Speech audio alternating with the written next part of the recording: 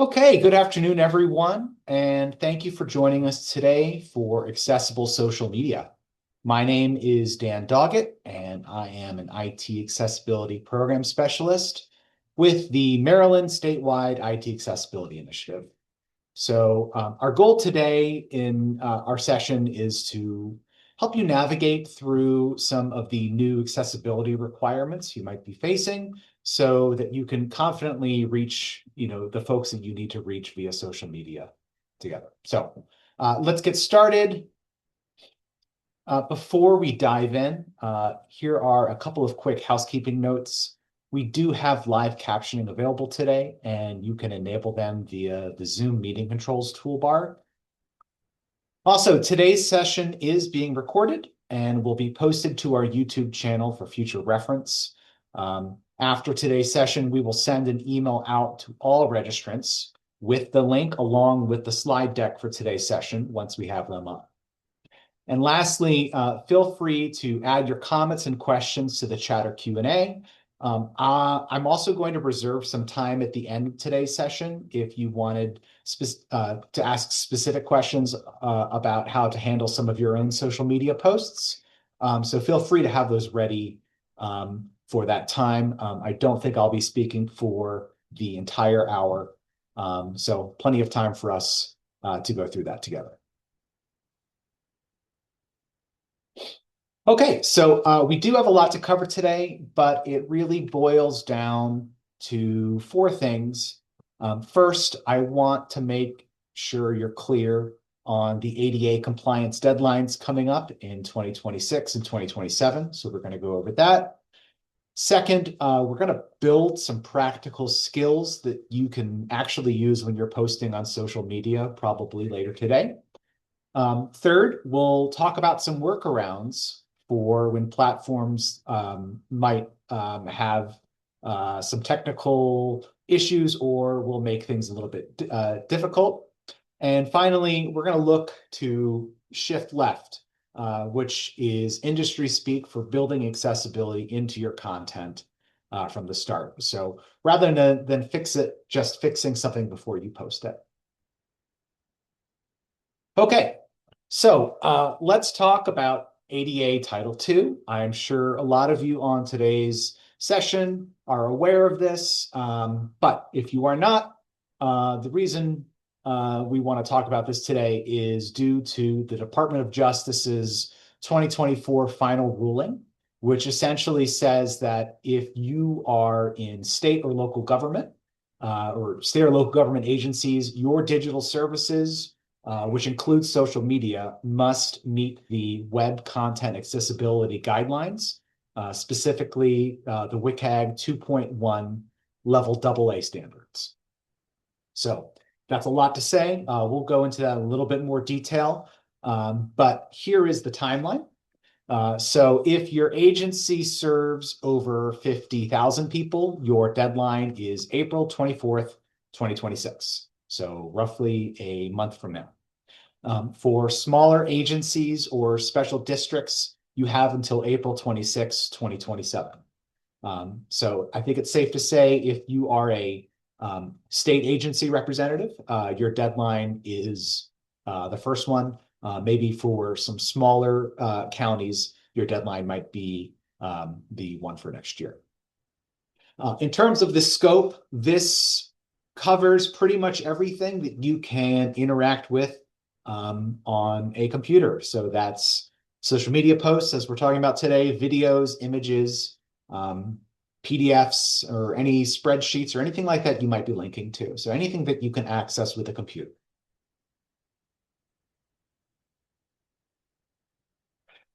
So there is a silver lining here. And the silver lining is that for those of you who are social media managers, you do not need to go back and fix all of your old posts to make sure that they are compliant. The new rule for ADA applies specifically to new content or anything you reshare after your deadline hits. So don't feel like you need to go back and fix every single post or announcement you've made in the last 10 years on your social media. So that's good news. So it's just everything moving forward post deadline. So when we start talking about accessibility in our social media, it starts with before you even create a post. So many social media platforms, allow you to create profiles.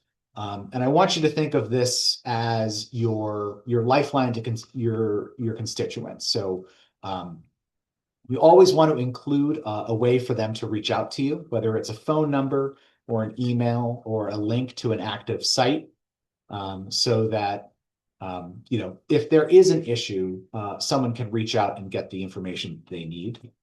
I would also say that this is a place where you want to leave like your name. You want to leave emojis out of your display name. Screen readers will read and describe emojis in their full content. So if it's in your profile name, it will read it every single time. So you want to make sure not to do that. So I do see some questions in the chat about recordings. Yes, we will be sending out a recording along with the slide deck at the end today. So yeah, thank you. Okay, so yeah, sorry, got a little distracted. Yeah, so you want to include some way for people to reach out to you after the fact. Okay, so let's talk about how we actually write. We often focus on plain language for social media because it's can be a more casual environment, but in reality, plain language should be the standard for every single way we communicate with our clients and constituents. So here in Maryland, we are really pushing to do this with all of our written notifications. Last year, was it last year or 2 years ago, Governor Moore signed the plain language executive order. And so we are really pushing to make all of our contact with, through our state agencies in plain language. So whether it's an email, a formal notice, or a web page, the goal is that the person reading it will be able to understand it the first time that they do. So they don't have to reread to understand. So here's how we get there. First, you want to check your reading level, and we want to aim for a middle school or high school reading level to ensure people who either have cognitive disabilities or for those who speak English as a second language can follow along. There's lots of different ways to test for your reading level. If you are drafting something in, say, Microsoft Word, there is a readability checker, which will give you a grade level score based on the words you use and the sentence lengths. So in terms of sentence lengths, you want to watch out that they're not too long. Try to cap sentences at about 15 to 20 words. If it does get too long, if it's, lots of commas are run on sentences, just break that information up into smaller chunks. You also want to stick to active voice. So this happens sometimes in government speak where it will say, the application was processed by the Human Resources Department. You want to make sure that it says the Human Resources Department processed your application. And that way it's more direct and it's easier to translate. The next thing you want to do is you want to front end the why. So that you want to put the most important information in maybe the first couple of sentences so people don't have to hunt for the point of the message. And lastly, we want to ditch the jargon. We live in a world of acronyms, especially those of you who work in state or local governments. We want to try to avoid that. If you do have to use acronyms, make sure to spell it out the first time. And then the next time, people will be able to see that. So there's a lot more we could talk about in terms of plain language. I will say that we have done sessions on this in the past that go into more depth. So please feel free to look at our YouTube channel and find our plain language training from, I think, last summer.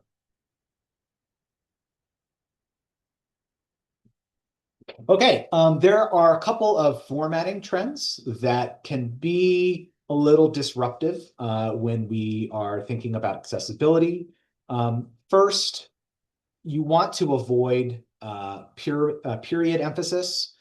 So that is where, I don't know if something that you may have seen in the past are people that put a period in between every word of a sentence to sort of show the emphasis or importance of that information. So to a screen reader user, this sounds like a never-ending series of stops and starts that can, make it harder for them to understand the information. Also, if in your post, if you're linking to a video or an audio, let people know by putting, video or audio in brackets at the beginning of the post. But you could still keep that link at the very end just to let the, folks know that that's going to be there. And Tracy's asking, would you drop the YouTube channel in the chat before ending today? Yes, Tracy, I will.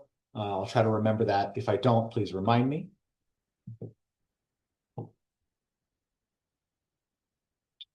Okay, moving on.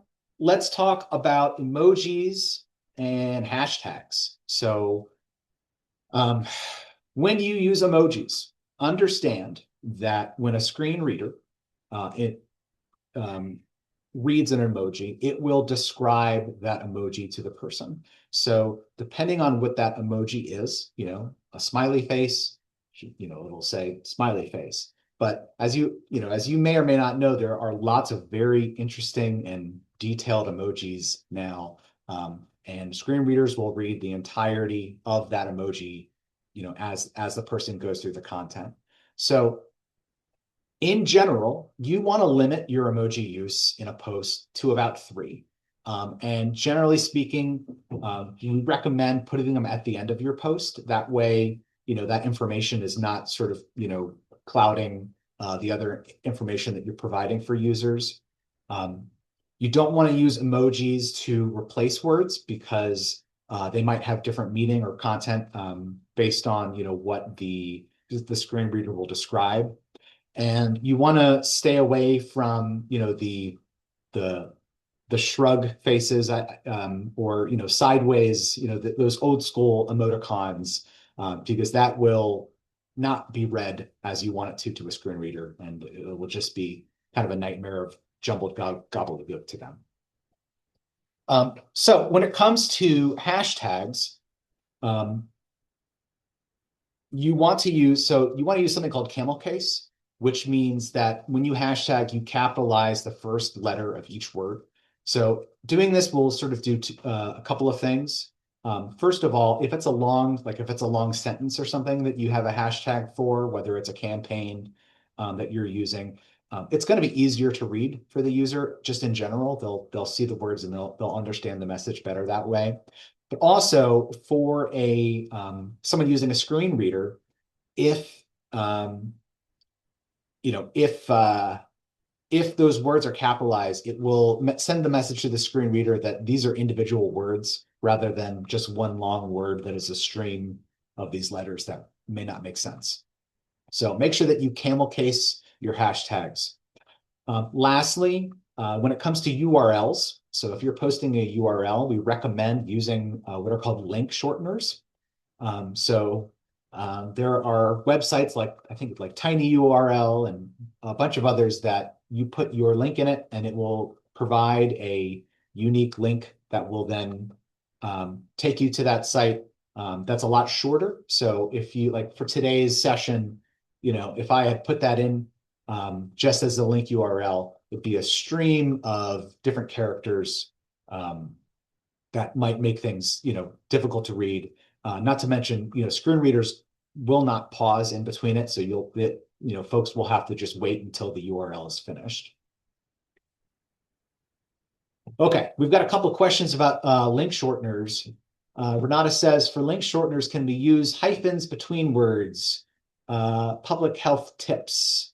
That's a good question. I think so if you're asking from the reference point of screen reader users, I think it should be fine. Depending on which link shortener you use, I don't know necessarily what the options are for that. And again, Tracy, yeah, it's going to depend on which product you're using for that. So thank you, Melissa. So Melissa says Bitly links don't expire. So that's good to know. Okay, great. I'm loving this engagement. So thank you for this. I'll try to,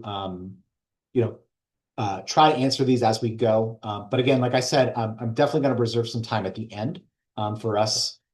So for those questions, if you have a question that I don't address, please put it in the Q&A section. So that way I'll be able to get to those at the end and it's not lost in the conversation as well. So great. Okay, let's move on and let's talk about alt text or alternative text. So a lot of you on the call today might be aware of this. Alternative text or alt text is what's used in place of images for people who use screen readers. And this is a way to provide, essentially alternative text to what that image is so that the context is not lost on the person using a screen reader. So alt text is really just a short description of what's in that image. So in general, you want to keep it brief. Under roughly about 125 characters is the sweet spot. We'll talk about situations where it might be, you might break this rule in a minute, but in general, you want to keep it pretty brief, like a Twitter post, because when screen readers get to alt text, they don't have the ability to pause or back up or go from section to section. It just reads it as a block of text. Also, don't waste time using image of or photo of in your alt text descriptions. The software will already announce to the user that they've reached an image. So it will when it gets to the alt text, it will let the person know that they're on an image. Okay, let's move on. So we're going to talk a little bit more about alt text in detail. And so, one of the things that we see a lot in social media, especially in the public sector, are a lot of postings of flyers. So it might be a flyer for a new event that you have going on, and this is great. There's a reason why flyers are so popular, especially on visual platforms like say Instagram. A great flyer is a great way to provide eye-catching information to a user and let them know everything they need to know about your program or your event coming up before they scroll away. So I don't want to tell people not to use flyers. But for someone who is using a screen reader, when they encounter an image of text like that, that flyer is a dead end. So it will not read the information on that flyer via Instagram. So, to the software that they're using, that is just a flat image with invisible text on it. So we want to balance out that visual appeal with some accessibility. And so we have a couple of best practices for that. First, so let's say you're posting this on something like Facebook or LinkedIn. You want to mirror your information in the post caption. So you can keep the eye-catching flyer, but you need to include all the critical information, the who, what, when, and where, as plain text in the post caption, so that anyone who's using a screen reader or any other sort of assistive technology can access that information too. The reason why we don't use alt text for this is, as we were saying before, when a user gets to alt text, it will just read all of that information all at once. So if you put something like a phone number on a flyer and a person wants to know how to reach out to you about an event, it will read all of the text that you're providing, and it might be difficult for them to access one specific part of it. For the flyer itself, you want to design for readability. So again, don't want to take away from any design skills, but in general, for things like fonts, we recommend using sans serif fonts like Arial or Helvetica. And we also want to aim to have good contrast between the text and the background images or background colors. So to do this, The goal is to aim for a contrast ratio of 4.5 to 1. And you may not know what your contrast ratio is. That's fine. You can do that with, there's various different types of color contrast online tools that you can use to make sure that those ratios are in compliance. Also, we don't want to rely on color alone to convey information. So make sure that it's not the only way to convey information. This is probably not necessarily specific to something that we talk about in like social media so much, but in general, that's a good practice. One thing that you can do to sort of test this is to have your designers create a grayscale version of your flyer or put it in grayscale mode on as you're viewing it. And if you can still read the text easily without the color, then the contrast is strong enough. But I do recommend using those checkers as it's an easy way to check to make sure.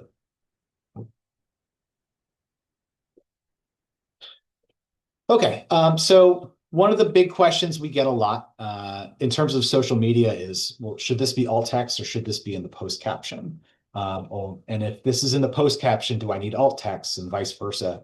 And so the answer is kind of, it depends. We're really looking at two separate tools to help people out. So let's look at alt text first.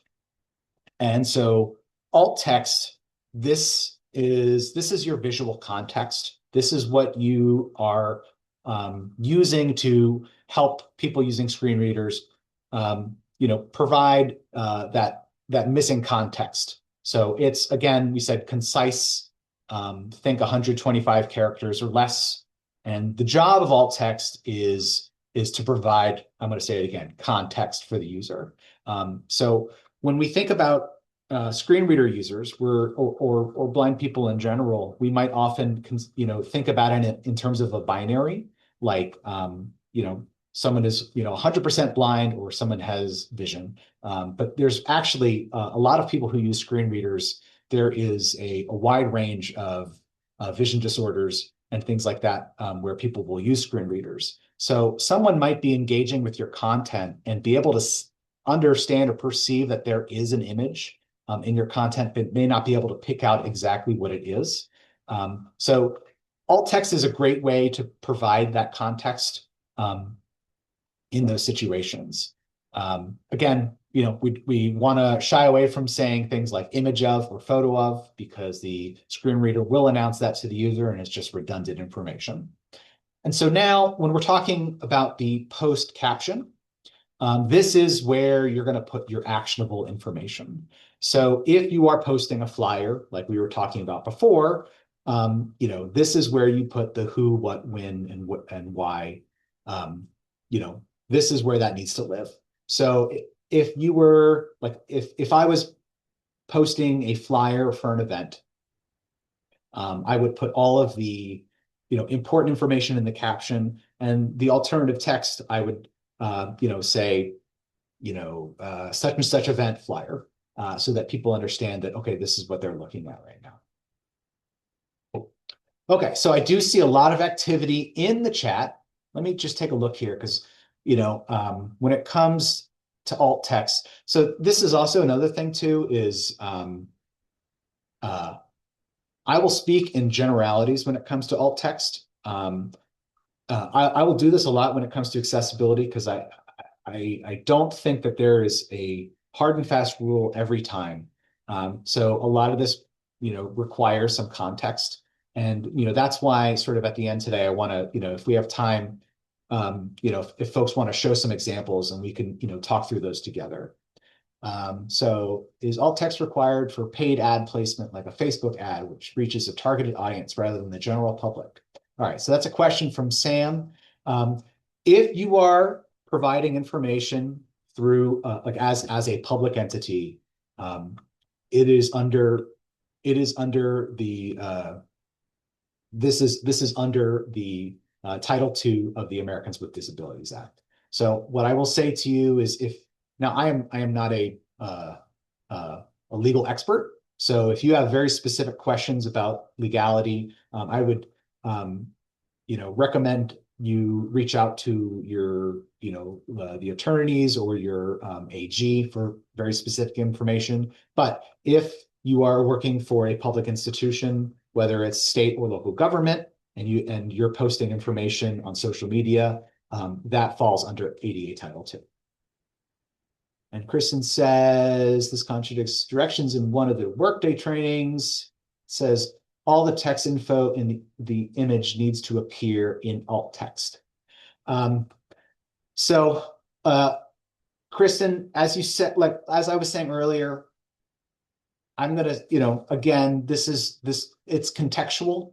So, if you're talking about a flyer or something like that, we don't want to put all of that information in the alt text. We should put it in the post itself. If you have specific questions on how to do this for social media posts of your own, maybe we can go through that towards the end here. Okay, boy, there's a lot of questions about alt text. All right, tell you what, I want to keep moving on because we got a lot to do today, but we will we'll address some of these at the end. Okay, so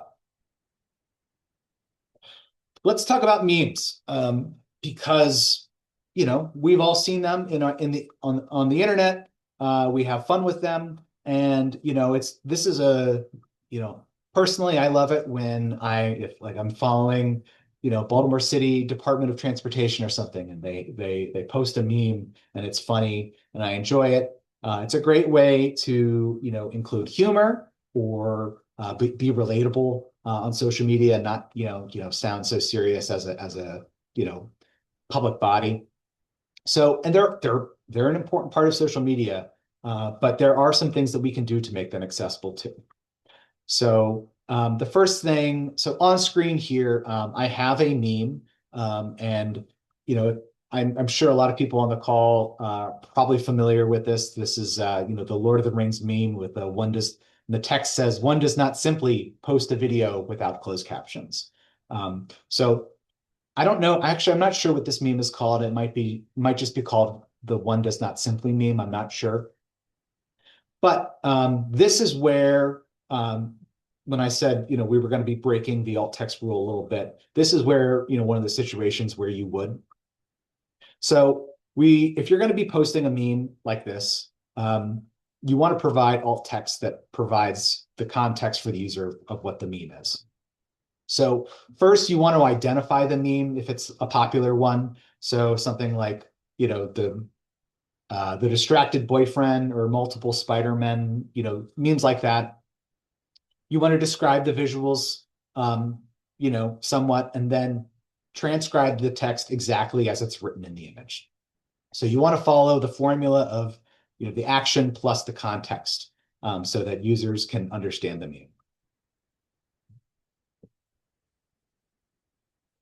So here is a practical look at the exploding or the expanding brain meme, if you're familiar with that. So if you're not familiar with that, it's a meme of 4 panels with 4 different sort of side shots of brains, and it's supposed to show, increasing use of the brain until someone is like, mastery and is, so I've included some alt text to go along with the meme I have here. So I'll just say that, well, actually, I'll read the alt text. So this should, describe it for everyone. So the 4-panel expanding brain meme depicting levels of web accessibility commitment. Panel 1, small brain, not using alt text at all. Panel 2, growing brain, using image of a person as alt text. Panel 3, radiating brain, writing descriptive alt text with context. Panel 4, cosmic energy brain, writing alt text and mirroring info in the caption for everyone. So in this case, this is definitely more than 125 characters. But notice at the beginning of the alt text, I'm saying 4-panel expanding brain meme. So the person who is coming to this they have the choice now. Hey, if I want to, interact and understand this meme, I could do that. Or if, um, I want to skip this and go about my day, I can do that as well. Um, so in this particular situation, we're providing way more text than we generally would, but that context is important in order to sort of share these memes. So let's keep going and talk about video and audio accessibility. So earlier, I was talking about post captions, which when I say the word caption in that context, I mean, the text part of a post, whether it's LinkedIn or Facebook or whatnot.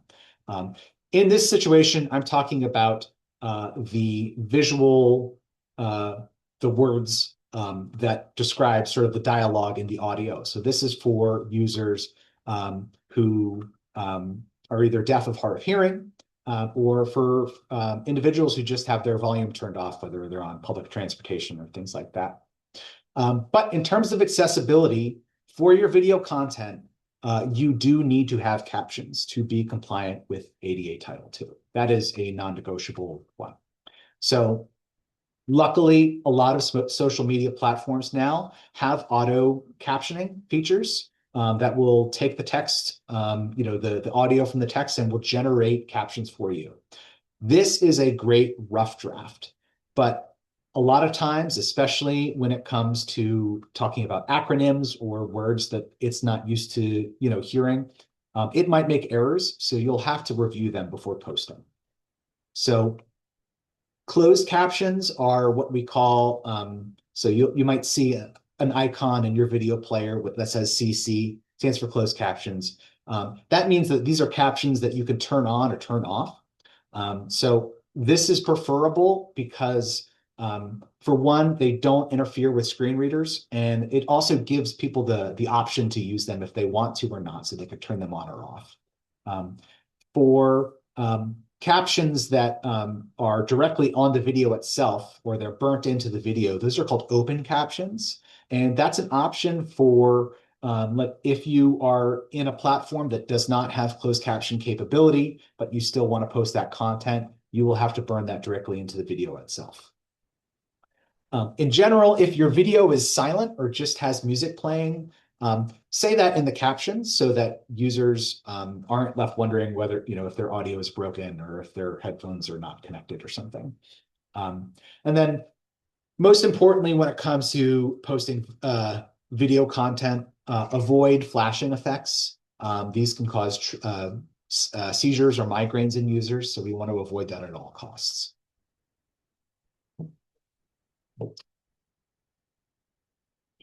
Okay, so if we are posting on social media, we are basically beholden to what the social media platform can provide for us in terms of accessibility sometimes.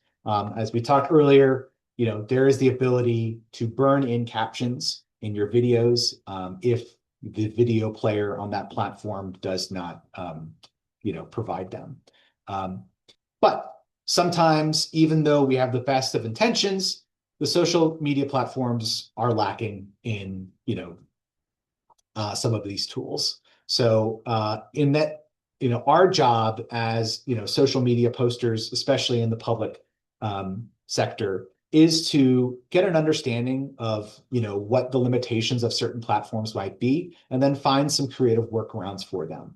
So as of 2026, we're still dealing with certain limitations or bugs.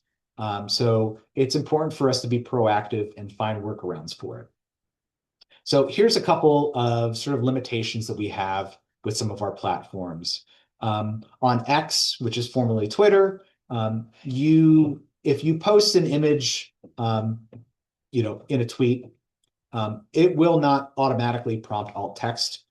So your team will have to go into the privacy and accessibility settings and manually enable compose image descriptions for you to be able to incorporate alt text. So just posting an image itself won't automatically allow you to do that.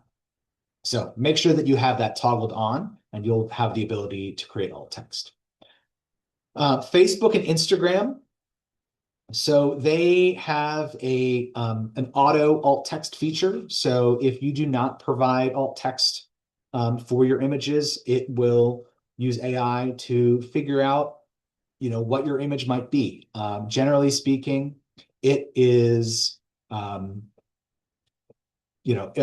going to be very general. So like, let's say if you post a picture of the governor signing an executive order or something like that, it's just going to say, a man that's sitting at a desk. Like it won't provide the context necessarily for a lot of things. So you want to make sure, that if there is a specific picture that needs to be, specific context that needs to be posted with that, make sure that you provide that in the alternative text.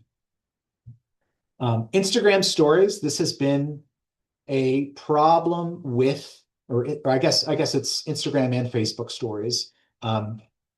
Stories are largely inaccessible. A lot of this is due to the time-based media part, aspect of it, where it's quick and you swipe through it, and once it's, it will go to the next one before you're done. What I will say when it comes to, so they also have, issues with screen readers. There's lots of issues with Instagram and Facebook stories. My advice here is not to avoid using these platforms, but to make sure that this is not the only way that your information is being provided.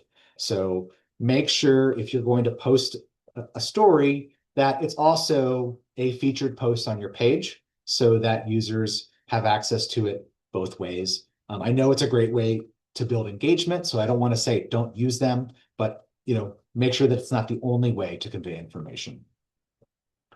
And I'm just seeing in the chat that I need to update my slides because Melissa tells me that Nextdoor added alt text finally. So this is something, I guess this is new in the last few weeks. Thank you, Melissa, for letting me know. I will update my slides for the next time I do this. That is great information. So, but in the case of, like, let's say there's a new platform that for some reason doesn't have alt text. Similar to our flyers, put that any sort of context within the post caption itself. So thank you for letting me know about that. That's great. Great to hear. Okay, so let's talk about sort of next steps. Once we leave this, once we go back to our desk and start posting on social media. So what do we need to do? First, I recommend that you do a audit of your profiles. Take a look at your social media posts and see where maybe some of those gaps that we're talking about might be at your organization. See where issues might be. Check that alt text. Are we just posting a flyer and not providing information? Are we posting videos that rely on visual context? Things like that. And then establish standards for your office. Create a written policy for your teams. So, it covers hashtags, alt text, captioning. So you want to make sure that everyone is on the same page and is crystal clear. The next, I would say, is adopt Maryland specific standards. So one of the things when I talk about our resources, I'm going to talk about the Maryland Plain Language Standards. And so I'll link to that.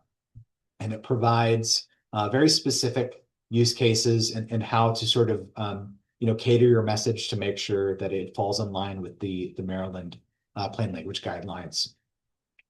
And lastly, invite your residents or constituents or users to provide feedback if they encounter a barrier. So like we said, making sure that you are reachable via your profiles with whether it's a phone number or an email address, making sure that there's a way for them to reach out to you in case they encounter a barrier. I actually saw it's funny, I saw a LinkedIn post the other day where someone was trying to reach out to, I think it was American Airlines via their accessibility page, because a lot of pages will have an accessibility page with a statement and a phone number, and the phone number did not work anymore. So you want to make sure that whatever you're providing as contact that, that's a reachable phone number or email address so that people can reach out to you. Okay, so let's talk about some resources, and then we'll dive into some of those questions that folks had. I want to, jump back to those. Again, I covered this before. I'll be sending the slide deck out to you, so you'll have access to these links.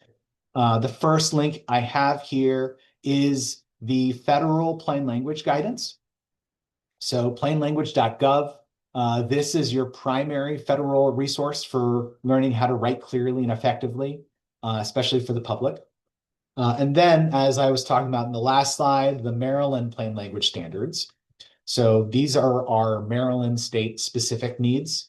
And there's a lot of overlap between the federal and state guidelines. I was actually part of the team that developed those standards, and we relied pretty heavily on the federal guidance there. So there's a lot of similarities there. I'm also including a link to the World Wide Web Consortium Web Accessibility Initiative website.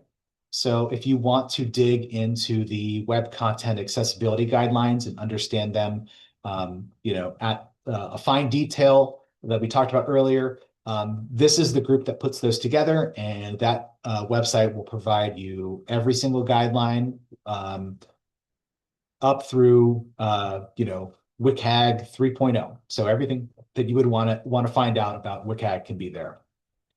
And then last, we have I linked to my office's website, the Maryland IT Accessibility Initiative.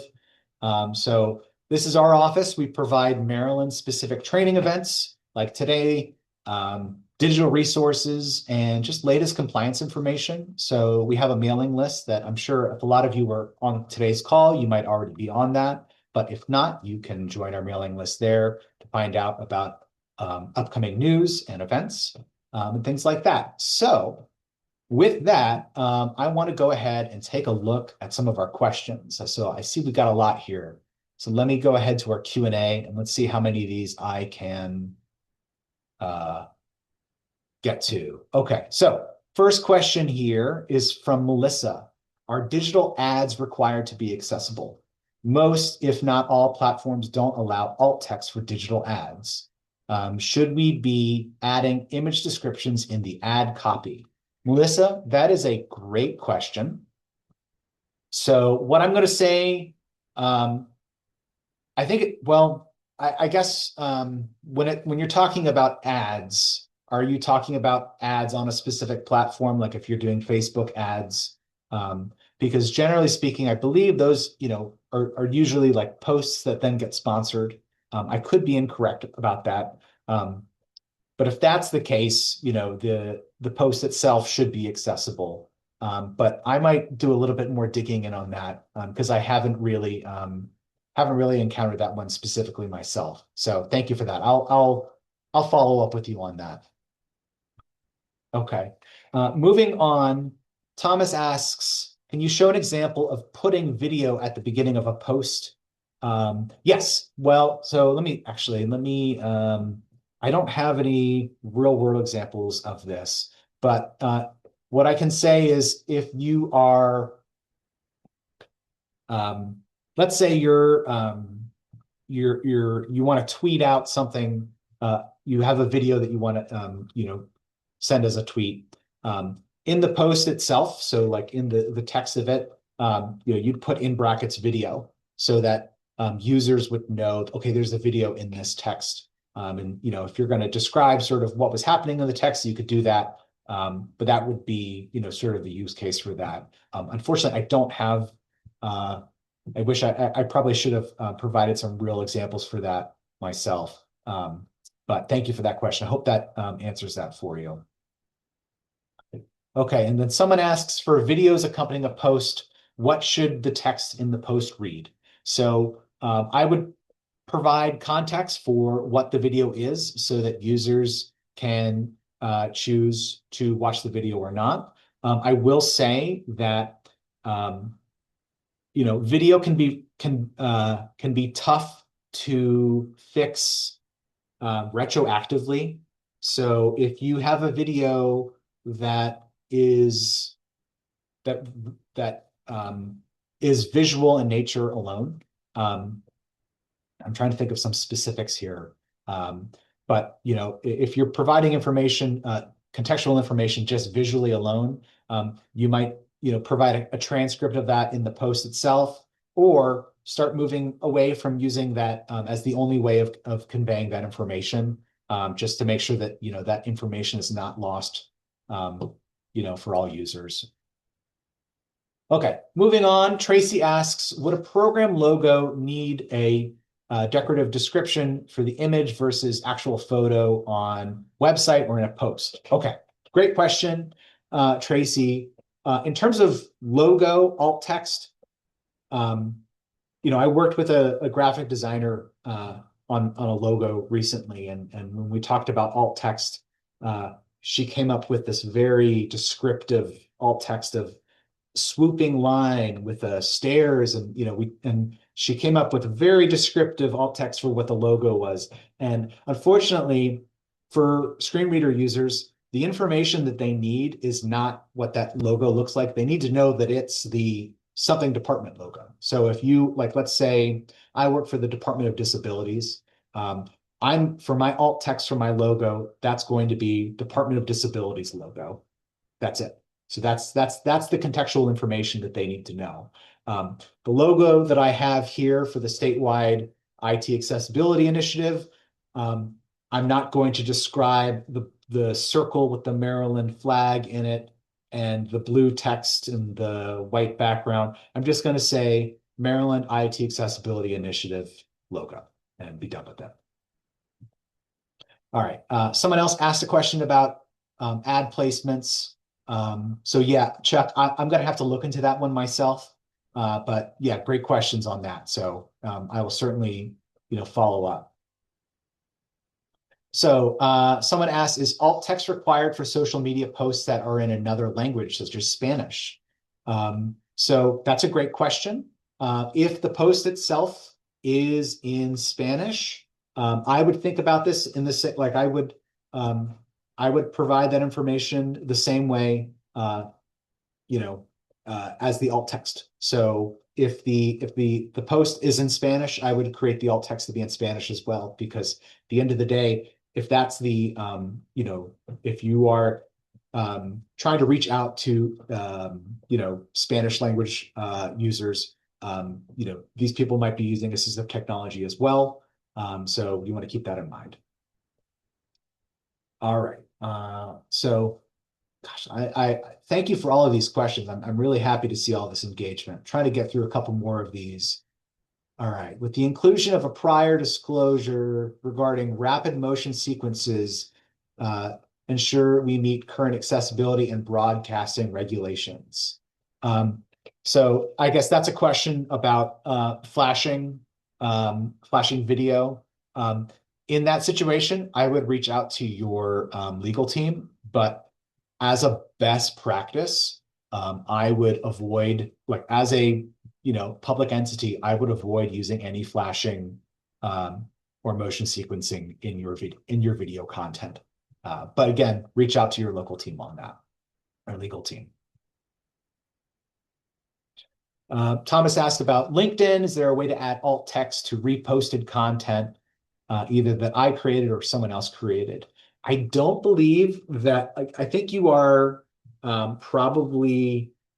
I think you have to adhere to whatever the alt text was in the original post. I believe that's the case. I don't think you can add new alt text if you're sharing someone's post. But that's a great question. Now, you can provide context for that. Like if you are, because when you reshare content, you can provide your own post caption for that. So if something is lacking, you can add it in the caption there. But I don't think you can update alt text. All right, Kara asked a question about Hootsuite. Most of the workarounds you suggested require posting directly on separate platforms. Yeah, so this is a situation where, so I do know HostSuite or Hootsuite will let you add alt text, and then with that alt text, it will apply it to the various platforms. Um, I think that some of those workarounds, um, I think maybe, I don't know if you're talking more specifically about like posting to X versus Facebook, where you're more limited by what you can post.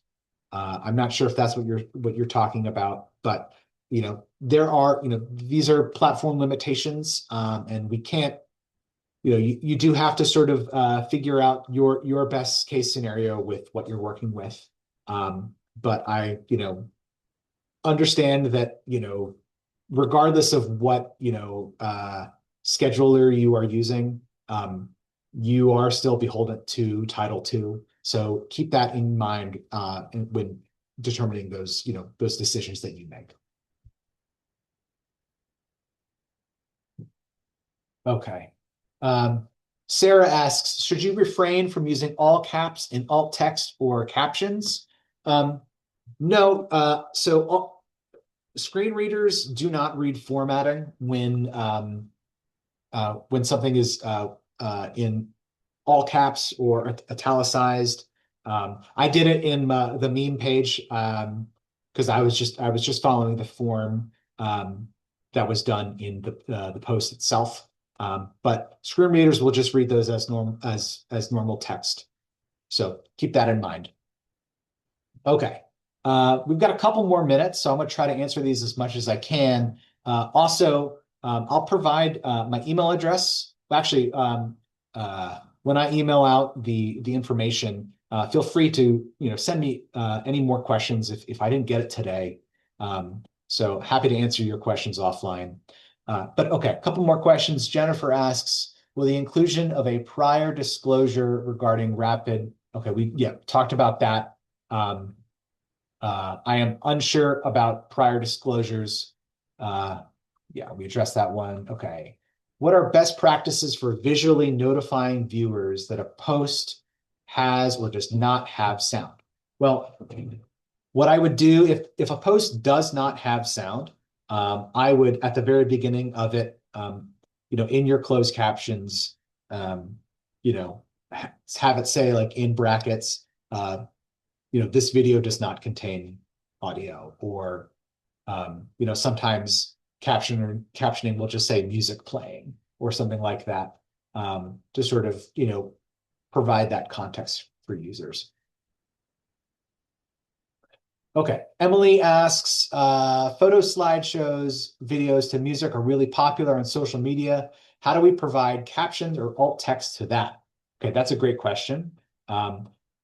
When it comes to things like that, you have to, so alt text is all about the context. What is the information that you are providing in that post?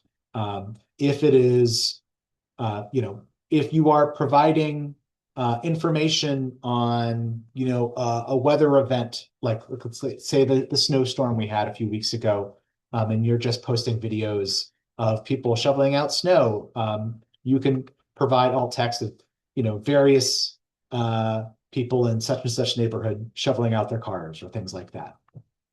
But when it comes to alt text, you have to, consider, what is the information that we are trying to get to our, constituents or users, and how's the best way to convey that to them simply. Someone asks, is there an ADA accessibility checker we can put on our website to see if we are compliant? All the ones we could find are paid services. So there are automated checkers that you can use for your website. I will say that automated checkers will find about 30% of any compliance issues, because they are just looking to see, is there alt text? Yes or no. It's not going to see, is this alt text descriptive of what's going on? Is there, like, do these headings work in a logical structure? So for that, you do need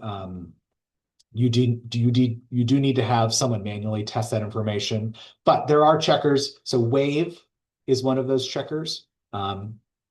So I can put that in the chat, wave, and then axe is another one. So those two checkers are they're free and available to do just automatic scans on your website, and we can provide. So we've actually have done trainings specifically on using these type of checkers. But that's going to be more specific to web accessibility, not necessarily for social media. So if you do this on a social media page, you might also find issues with the page itself, the platform itself, which is outside of your control. Okay. So last one from the Q&A section. If people report accessibility barriers, do we have time to remediate before they could sue? Well, when it comes to Title II, so if this is, let's say, after the deadline, so I will say this right now, this might be a shock to folks. The deadline is specific to making sure that everything aligns with the WCAG 2.1 guidelines. However, ADA Title II has been in effect for years. So people could already be suing over this information. Like if like let's say you're providing information for testing centers for COVID or something like that, where people need to have that information. If people were not able to get that information during COVID, they could have filed a lawsuit already. That information is already in effect. The deadline is just the final rulemaking is just specific to the web content accessibility guidelines. However, you do need to you need to show that you are making a good faith effort to provide remediation efforts. So I get a little uncomfortable trying to speak too much when it comes to the legality of those things. So again, in that situation, I would recommend reaching out to your attorneys. But I think we are in a good place to, start doing this work now and making sure that our content moving forward is accessible. So keep going with that. And, I will say, if you have questions, very specific questions about that, please reach out and we could certainly, answer those for, specific questions. Because I understand, contextual information is important for all of this. And we like to speak in general terms here. So, okay, so we are just about at time. I want to thank everyone for joining us today, and I really do appreciate all the engagement, everyone here. So I'm going to go ahead and turn off the recording. Again, I want to remind folks that I will be sending the recording out along with the slide deck for today's session. So again, thank you very much, and we will see you next time.